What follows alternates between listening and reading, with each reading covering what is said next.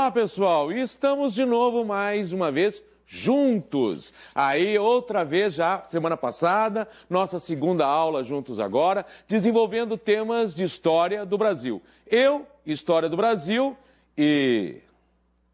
Isso que está aqui, o professor Laércio, que vai desenvolver com vocês geopolítica. Diga um oi, por favor, professor Laércio. Qual? Estou aqui. Isso aqui. Que está aqui. Pessoal, grande abraço. Vamos bater um papo legal aí.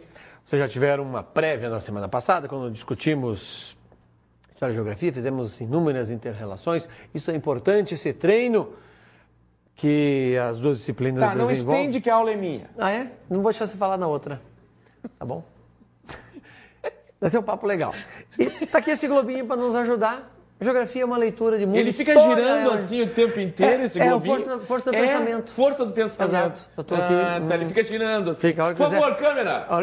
Close no globinho. Close no globinho. Ele para. Nossa dizer, senhora, que meigo. Fui eu que... É força entendeu? do pensamento. E ele está girando no sentido Tem pilha aqui embaixo, pessoal. Tem pilha. Pilha aqui embaixo. Força do pensamento. Deixa de ser indecente. Vai cair o meu globinho. Tá bom. É o nosso mascote aqui. Vai lá, então dê aula agora. Pessoal, então vamos começando o nosso segundo encontro. Vamos tocar adiante temas de história do Brasil, né? E, ao mesmo tempo, o professor Laércio vai dando alguns palpites, vai dando algumas participações, porque justamente como é que funciona aqui? Você sabe, nós agimos de uma forma interdisciplinar, tentando mostrar para você como as diferentes questões podem ser abordadas por mais de uma disciplina. Lembrando que estamos usando a prova azul de 2010, né, professor Laércio? Adivinhou? A prova azul de 2010, vocês vão nos acompanhando, já devem ter baixado, se não baixou, baixa a prova, e a partir daí você vai poder ir acompanhando a gente, questão a questão, e vamos lá, construindo o que você precisa para você passar legal na prova do Enem. Vamos para a nossa primeira questão? Vamos lá? Então, vamos para a nossa primeira... Por favor, next. Next. Oh, thank you. Temas abordados hoje. Nós vamos falar sobre o período regencial e principais revoltas e grupos políticos do período regencial. Depois, construção de símbolos. Vamos falar um pouquinho sobre a construção dos símbolos nacionais e da própria construção da nação brasileira enquanto república, como isso se constituiu. E depois falar um pouquinho também da questão da construção desses símbolos e como eles se formaram, com que objetivo. Certo? Vamos para a nossa primeira questão, então. Next. Thank you. Vamos lá. De nada. De nada. Obrigado, hein? Questão 31. Após a abdicação de Dom Pedro I, Você já estava abolindo? Eu estava abolindo Dom Pedro. Após a abdicação de Dom Pedro I, a abdicação, né, que teve aqui, você sabe, algumas brigas entre o grupo dos brasileiros e grupo dos chamados portugueses, aqui, disputas de poder, em que Dom Pedro esteve meio no meio disso, aí tentando administrar os dois lados, favorecendo mais ao lado dos portugueses do que os brasileiros e tal. E isso levou, em certos aspectos, à abdicação dele. Mas não foi só isso, não. Nós tivemos um outro fator importante também, que foi o trono de Portugal. Dom João VI havia morrido e precisava de um sucessor lá. Dom Pedro ainda tentou mandar a filha, mandou a filha, mas ela tinha apenas 7 anos de idade. Não aceitaram. Não. Aí o que fez Dom Pedro, né? Ele casou a filha dele com o irmão dele de 24 anos. Né? Estranhíssimo, né? Casar a própria filha com o tio de 24 anos. Mas foi um meio político que ele encontrou de fazer funcionar. Primeiro, por dois motivos levaram a isso. Primeiro, a sucessão é sempre por linha direta. Então, ele não podia, porque ele estava aqui como governante, mandou a filha, que seria por linha direta. Mas, ao mesmo tempo, a filha não podia governar. Ele casou a filha com o irmão. E você poderia dizer, mas ele podia dar um jeito, de repente, mandar o irmão, né? Mas Dom Pedro não confiava nem um pouquinho no irmão Dom Miguel. E o Dom Pedro I, em Portugal, ele é chamado Dom Pedro IV, é isso? Exatamente, Dom Pedro IV. E o que acabou acontecendo? Quando o irmão dele com a filha chegaram em Portugal, ele realmente não deveria confiar no irmão, porque o irmão botou de lado a filha dele e se tornou rei. E é aí que nosso amigo Dom Pedro teve que abandonar o Brasil para ir brigar pelo trono de Portugal. Foram alguns fatores que se somaram nesse sentido. Mas vamos adiante. O Brasil atravessou um período marcado por inúmeras crises. Após a abdicação, o período regencial, um período extremamente conturbado. As diversas forças políticas lutavam pelo poder e as reivindicações populares eram por melhores condições de vida e pelo direito de participação na vida política do país. Os conflitos representavam também o protesto contra a centralização do governo, característica marcante do governo de Dom Pedro. Lembrem-se, quando ele não aceitou a primeira Constituição feita em 1823, e ele outorga outra depois em 1824, a preocupação dele foi que não fosse retirado das mãos dele poder. E justamente a Constituição feita em 1823 tirava poderes das mãos de Dom Pedro, e isso ele não queria. Aí ele manda fazer uma nova Constituição, e a partir dessa nova Constituição, ele consolida o poder dele com o chamado poder moderador, professor Laércio? Eu gosto como começa essa Constituição. Ela começa assim, em nome do Pai, do Filho, do Espírito Santo e do Rei. Ou seja, uma Constituição completamente dogmática. Sim. Como se a família real...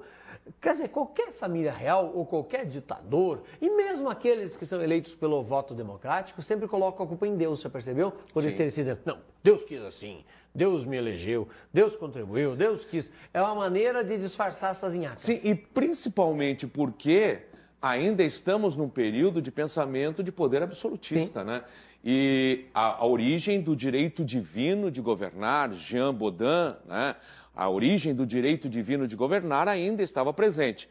E também um outro aspecto, aproveitando que você falou, um outro aspecto, a religião oficial do Brasil, com esta Constituição, será o catolicismo. Só mais tarde, quando nós nos transformarmos numa república, é que nós teremos um Estado laico.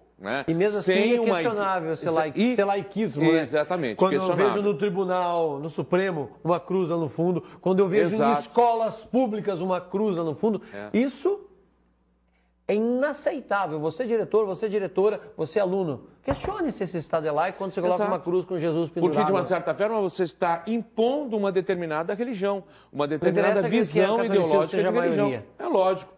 Mas dentro de um Estado que teve uma religião oficial, ainda é o ranço permanente. Estamos melhorando, que ainda vai durar durante um certo tempo. Vamos seguindo. Nesse período ocorreu também a expansão da cultura cafeeira e o surgimento do poderoso grupo de barões do café, para o qual era fundamental a manutenção da escravidão e do tráfico de escravos. Veja. Posso pedir uma coisa aqui, porque ele vai servir para a aula depois e até para um comentário que eu quero fazer na tua lá na frente. Grava a ideia aí, cultura cafeeira. Eu já faço a provocação depois, mas grava essa ideia além do que o professor Oswaldo está cobrando. Ótimo. Vamos em frente, gente. Vamos lá. Next. Você não aprendeu a apertar ainda? Thank you. Você tem que fazer alguma coisa aí, Você não fica parado. Então lá. Por revoltas populares que reclamavam a volta da monarquia... volta na pergunta para ele se localizar. Ficou meio estranho. Olha só, o contexto do período regencial foi marcado. Esta é a pergunta que nós temos aqui.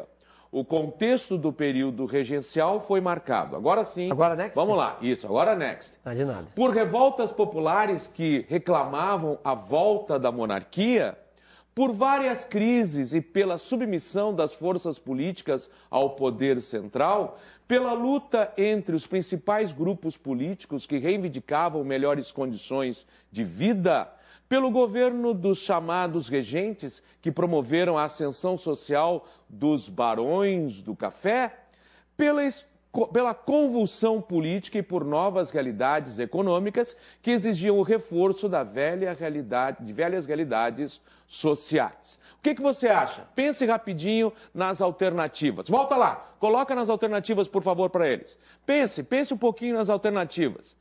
Alternativas, então, professor Laércio. Tá lá, A, B, C, muito obrigado. Pessoal, não, volta em mim aqui. Eu vou ter que trocar de roupa, gente. Isso aqui não vai dar certo. Eu vou me irritar daqui a pouco com esse Wolverine Tupiniquim. Daqui a pouco vai dar encrenca aqui. Obrigado. Né? Wolverine Tupiniquim, que seria? Guarazinho? Vamos parar. Guarazinho? Vamos nessa, gente. Então, já vou contar teu apelido para eles. Não, fica tranquilo, fica frio. Posso contar?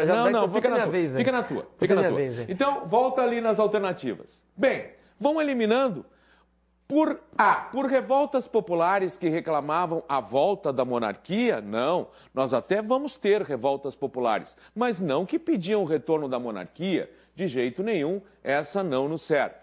Por várias crises e pela submissão das forças políticas ao poder central, não é bem isto que aconteceu, não. Não foi nesse sentido. Se nós pensarmos que nós tivemos várias revoltas, que eu vou comentar rapidinho com você agora.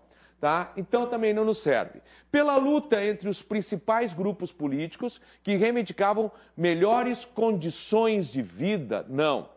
Melhores condições de vida foram exigidas pelos grupos mais populares, estes sim, mas outros tinham outros interesses, como a elite brasileira, tanto portuguesa quanto com a elite no Brasil, tanto portugueses quanto brasileiros, tinham outros interesses. Então essa aqui nós podemos desconsiderar também. E a D, pelo governo dos chamados regentes que promoveram a ascensão social dos barões do café? Não, houve essa ascensão, né? Nós vamos ter na segunda metade do século XIX o poder fortalecendo-se cada vez mais nas mãos dos grandes produtores de café, o que depois nós vamos ter consolidado durante o período da nossa Primeira República, né? Mas não foi exatamente esse aspecto que nós tivemos aí. Agora, se nós olharmos para a E, pela convulsão política e por novas realidades econômicas que exigiam reforço de velhas realidades sociais. E o que seriam essas velhas realidades sociais, por exemplo? A manutenção da estrutura social que tínhamos, inclusive com a manutenção da escravidão. Ponto fundamental. Exatamente, o status quo tinha que permanecer e não permitia mudanças, mas foi um período de grandes convulsões, de grandes manifestações, um período de muita agitação, em que os diferentes grupos políticos brigavam entre eles pela questão do poder. Por isso, até, nós vamos ter 4 momentos diferentes durante o período regencial. Primeiro, 2 regências trinas, uma provisória e outra permanente, e depois 2 regências unas, uma de Padre Feijó e outra de Araújo Lima. Perceba as mudanças. Uma regência... Feijó. Padre Feijó. Uma regência que deveria ser provisória, até que a permanente se estabelecesse, que eram as trinas, e que não permaneceu. A permanente não durou, ela causou muitos problemas internos. E aí nós vamos ter 2 unas, uma de Padre Feijó, que deveria permanecer, mas ele adoece, e no final das contas é substituído por Araújo Lima. Então veja, há aí mudanças de poder sistemáticas, e isso está refletindo nos próprios interesses locais. Next! Então, nós temos aqui, ó, justamente a alternativa correta, então, a alternativa E. Segue mais adiante aí para nós? Vamos lá? Olha só, falando em revoltas do período regencial, nós tivemos algumas revoltas, como a cabanagem, a Guerra dos Farrapos, Sabinada e Balaiada. Tivemos algumas revoltas. Diga, professor Laércio. Precisamos tomar cuidado, cabanagem, a pessoa que o cara está mandando cabana, não é? Só para ele fazer uma associação, sabe nada, os caras estavam perdidos. Não, na verdade, assim, ó, são revoltas tipicamente brasileiras. Né? Se você vai aos Estados Unidos, nós temos batalhas como Batalha de Lexington, Batalha de Workington. Nós temos aqui Balaiada, Sabinada. Olha só o nome, Balaiada. Não, fala a verdade, impõe respeito, né? Guerra da Balaiada, impõe respeito, né? Sim. Cabanagem, impõe respeito. Na verdade, era um bando de cabano que trabalhava com balaio, que não sabia nada e acabou em farrapo. Entendeu? Entendi. Percebeu o xiste? Legal, né? Bonitinho, né? Olha só, um bando de morador de cabana que trabalhava com balaio, que não sabia nada e acabou em farrapos. O cara decorou para sempre isso. Para sempre, para sempre. Faz favor para mim, tá? Para sempre. Mas olha aqui, vem cá comigo. Outra coisa também. Agora fala sério. Agora falando sério, agora vamos lá. Vamos pela associação e pela brincadeira pegar certas ideias. Professor Laércio, responda para mim. Cabanagem e balaiada Parece coisa de gente, digamos assim, rica? Claro que não. Não. Sim, tá certo. Foram movimentos populares. Tanto um quanto o outro foram movimentos populares. Por que cabanagem? Porque era a população pobre mesmo, que vivia em cabanas extremamente miseráveis, que tiveram sua revolta social. Pau a pique. Diga. Não, Depois, as cabanas de pau a pique, exato, pau a pique. Cobertas com aquela palha. Por um lado era bom, porque mantinha a temperatura, mas era uma condição extremamente miserável. Sim, né? desgraça, não tinha conforto nenhum. Balaiada por quê? Porque os principais líderes do movimento realmente lidavam com a confecção de balaios. Então foram dois movimentos essencialmente populares.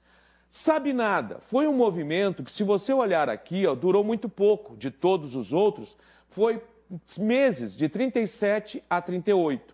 E ele aconteceu na Bahia, né? Até eu costumo brincar, aonde você teria uma revolta que duraria pouco, né? Não sei, talvez, né? Vamos sair da rede? Não vou não, vou ficar na rede hoje. E no final das contas a revolta não pegou. Mas veja, por quê? Porque essa revolta foi pensada por um médico chamado Sabino. E ele teve a ideia de fazer da Bahia um país independente enquanto estivéssemos no período regencial. Quando Dom Pedro II assumisse, voltaria a fazer parte a Bahia do Brasil. Não foi uma ideia que pegou, não teve apoio popular e ficou por aí. E a quarta revolta mais importante, nós voltaremos a falar sobre ela em outros momentos, é justamente a Guerra dos Farrapos, considerada a guerra civil dentro do país. Eventualmente, a guerra civil que tivemos aqui e o evento mais importante, um conflito interno dentro do país. E que envolveu, história, exatamente, 10 anos de história. E que envolveu o quê? O interesse dos estancieiros gaúchos, o estancieiro é um grande proprietário de terras, os estancieiros gaúchos que ficaram revoltados pelos impostos que eram cobrados. Brincadeira? Sim, Garibaldi, Bento Gonçalves e Davi Canabarro. A gente encontra a estátua do Garibaldi no Brasil, nos Estados Unidos e na Itália, aos montes. Esse cara percorreu o mundo. Ele algo de muita importância. Esse era o aventureiro em tempo integral, né? Esse era o cara guerreiro mesmo. Aquilo que você vê nos filmes norte-americanos, o cara era o próprio. Ele vivia de revolução em revolução, a vida dele era. Tanto que ele foge da Europa porque ele estava tentando promover a unificação da Itália. Ele foge de lá, vem para cá, se envolve com a Guerra dos Farrapos. Aí, depois da Guerra dos Farrapos, ele se envolve em mais uma crise no Uruguai, né? Com a brasileira, Anitta, que inclusive a Anitta tem um parque belíssimo em Roma dedicado a ela, com uma estátua muito bonita dela. Em Roma ela é homenageada. E aí ele volta depois para a Europa para continuar o processo de unificação da Itália. Não é à toa que ele é chamado, Giuseppe Garibaldi, de o herói de dois mundos. Justamente envolvido na Guerra dos Farrapos aqui e envolvido também na unificação da Itália. Mas voltando aqui então, a Guerra dos Farrapos, o evento mais importante, e que justamente se deu por conta da revolta dos estancieiros gaúchos contra os altos impostos cobrados pelo charque, a carne de sol, que era produzida no Rio Grande. Voltaremos a conversar sobre isso mais para frente. Por favor, professor. Só um comentário, lembre-se, nesse momento não tinha geladeira. Sim. A indústria do frio, pessoal, é coisa nova. Frio é coisa novíssima. Então a revolta dos farrapos tem está relacionada a essa questão da tecnologia. Meu avô, na região de Santa Catarina, fazia charque, porque você tinha que desidratar, né? A carne, você matava um boi, ia fazer o que com o restante da carne? Tinha que salgar para tentar durar mais um tempo, o que se aproveitava era o couro.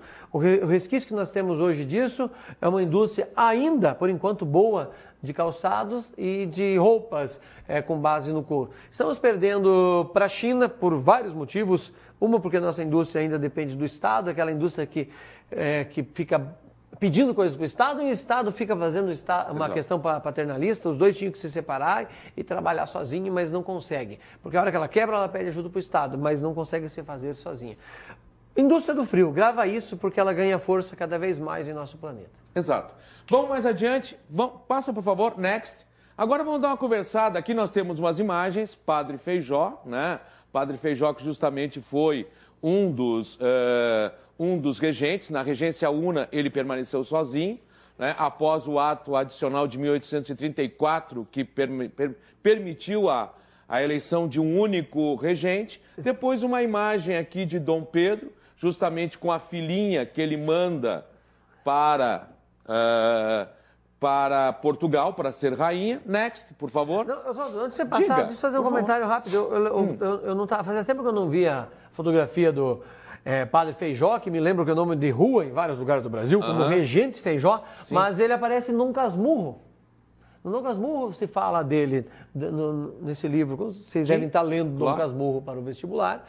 Ele é citado pelo Bentinho em alguns momentos, vale a pena... Sim, porque ele era uma figura de destaque. Sim. Né? Tanto que ele é votado depois para ser o regente uno, pelo destaque que ele teve é o papel durante... do regente? O regente é justamente aquele que vai comandar o país na ausência do governante. Do imperador, né? Nesse caso. Do imperador. Por isso, ele é citado no livro do Dom Casmurro, que acontece durante o Império, a história. Dom Casmurro não é um livro qualquer, é um dos maiores livros da história desse país. Do mundo, aliás. Exatamente. Está entre os 50 melhores livros da história da humanidade. Importantíssimo. Vamos adiante. Próximo. Aqui nós temos Dom Pedro II, né, que depois vai assumir, mas ele assume com 14 anos e meio, no final do período regencial. Tinha 14 anos? Tô brincando. Pessoal, vou me irritar com esse Wolverine tupiniquim aqui. Tô brincando. Vou me irritar com esse cara. Não, mas tudo bem. Mas ele assume com 14 anos e meio, através do chamado golpe da maioridade. Nós iremos conversar sobre ele. Mas naquela época já dava briga por maioridade, hein? E aqui, professor Laércio...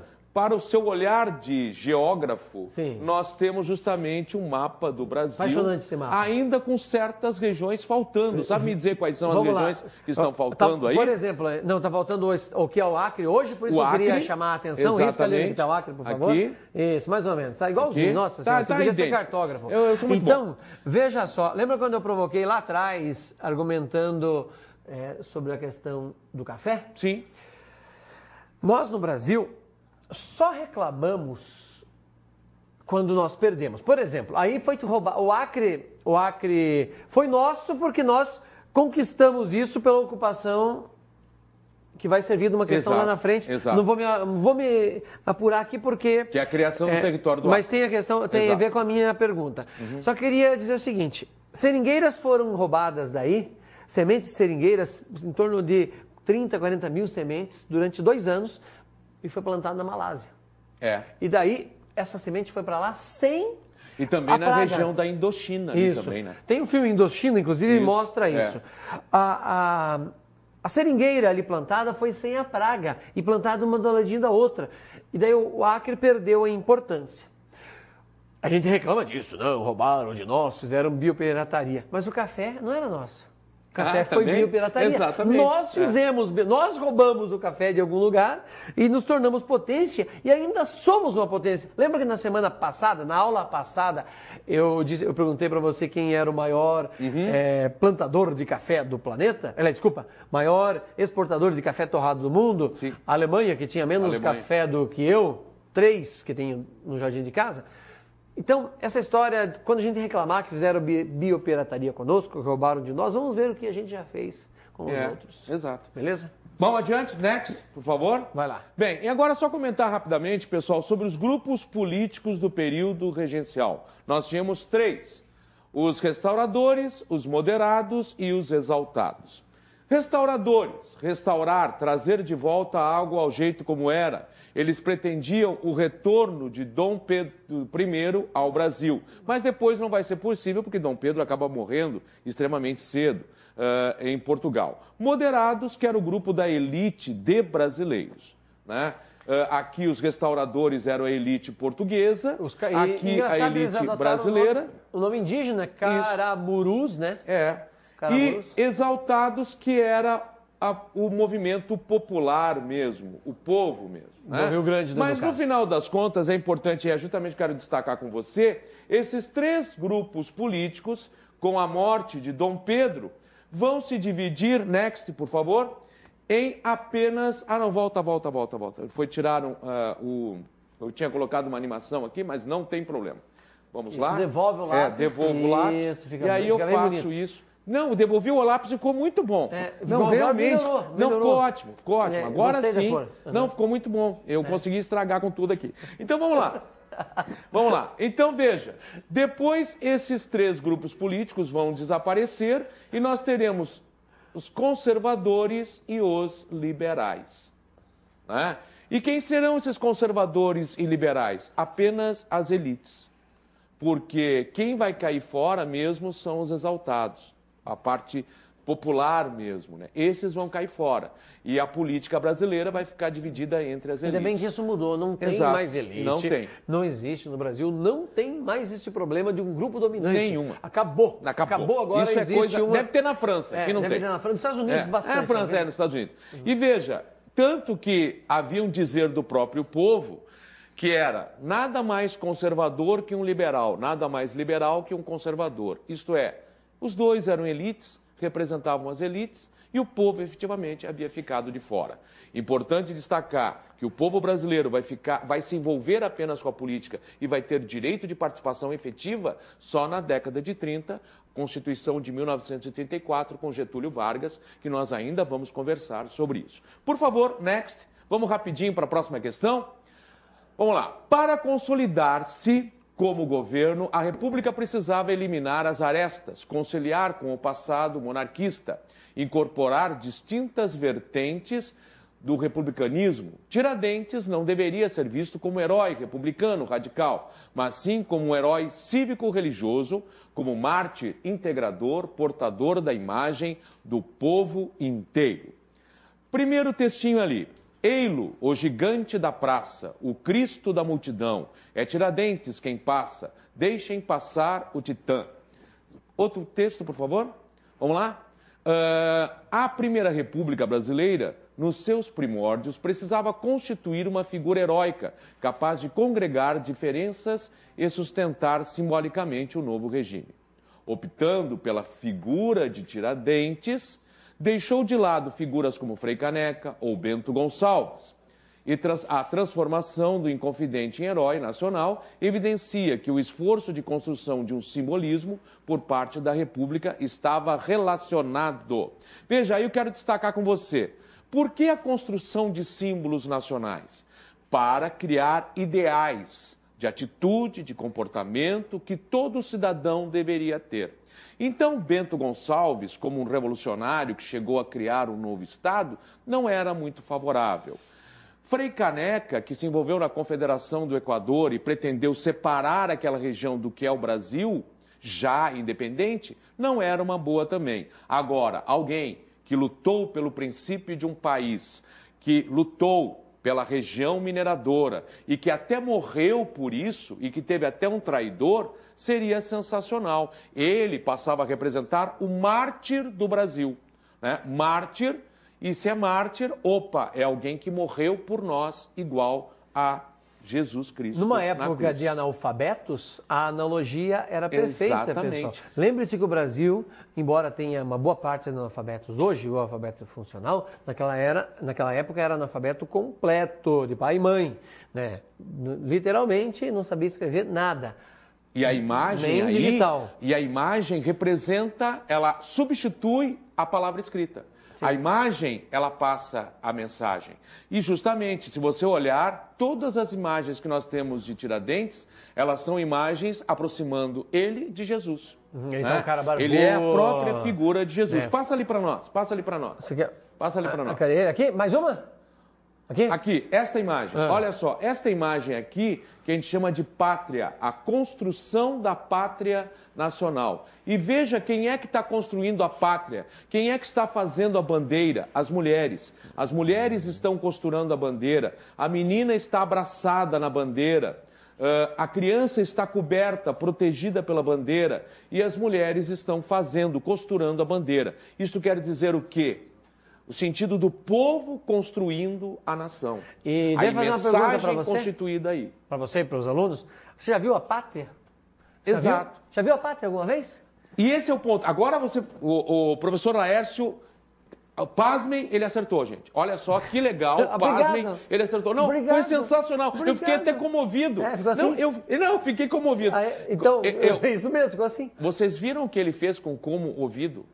Ele fez como o ouvido. Só matando eu fiz o fora indivíduo do ar. Você não desse. precisava ter, né, repetido. Eu sabia que eu não estava no ar.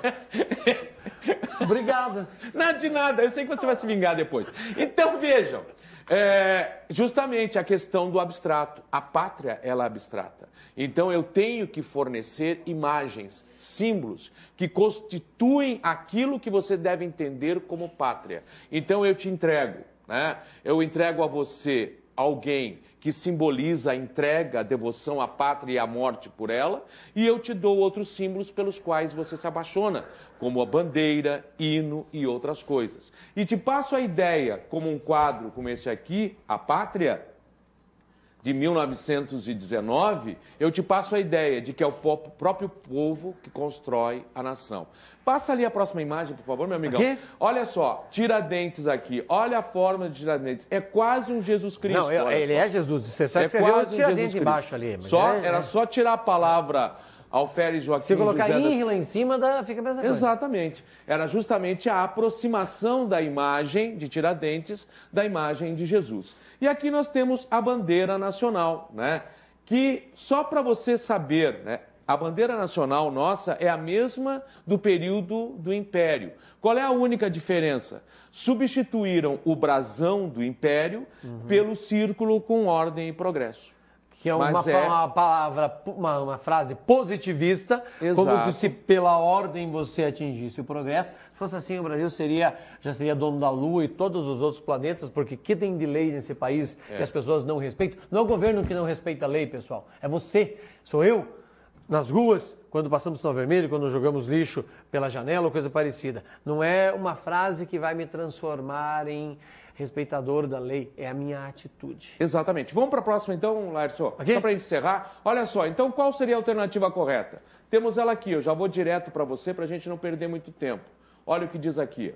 Ao fato de a proclamação da República ter sido um movimento de poucas raízes populares que precisava de legitimação. Por isso eu crio imagens, eu crio símbolos para você, para tornar com que o povo se sinta participante daquilo, por exemplo, que ele não participou. Né? Porque na proclamação da nossa independência, assim como depois na proclamação da nossa república, não houve uma participação efetiva do povo, mas o povo tem que se sentir participante, envolvido.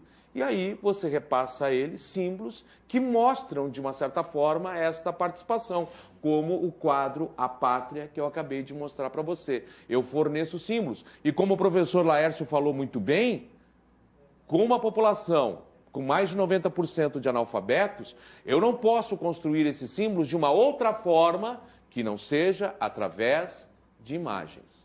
Certo? Combinado. E justamente por aí que nós temos que entender. Deixa eu só dar uma palhinha, volta lá na questão. Aqui. Volta só na questão Aqui. rapidinho. Mais uma. Volta. Agora Aqui. aqui. Aí. Mais um. Mais uma. Mas aqui? Pra frente. Aí. Tá. Mais uma agora. E agora? Tá, mais uma agora. E agora?